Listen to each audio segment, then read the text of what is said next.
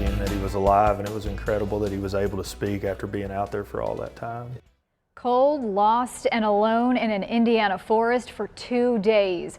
That's how a missing 81-year-old man spent his weekend, and today his family is relieved to have him home. Yeah, hundreds were out there searching for him, but it was a volunteer who finally found him. He told WDRB's Dalton Godby about how he discovered that man in a ravine. Larry Gelbach was found on Sunday in a ravine about a mile into the woods you see behind me. His family says he's recovering now and called his rescue a miracle. For days, there was no sign of Larry Gelbach in the thick southern Indiana forest that surrounds his home.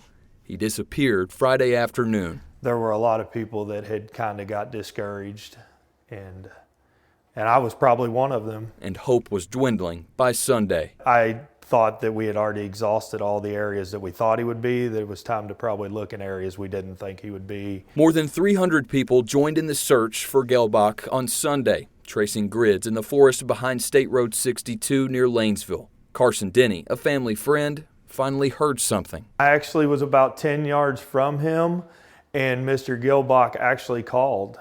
He made a sound twice. He was laying in a dry creek ravine and kind of curled up and obviously scared. Denny immediately covered Gelbach in a sweatshirt and called rescuers. The 81-year-old, suffering from dementia, had survived 2 nights alone in the cold, wet forest. And I just asked him not to move and covered him up and comforted him. Asked him if he was okay, and he stated that he had lost his wallet. The location where Gelbach was found was one of the last checks in a grid with a number that stuck out to Carson Denny. It happened in grid number 22, which is a number I have worn my whole life in sports that both of my children wear.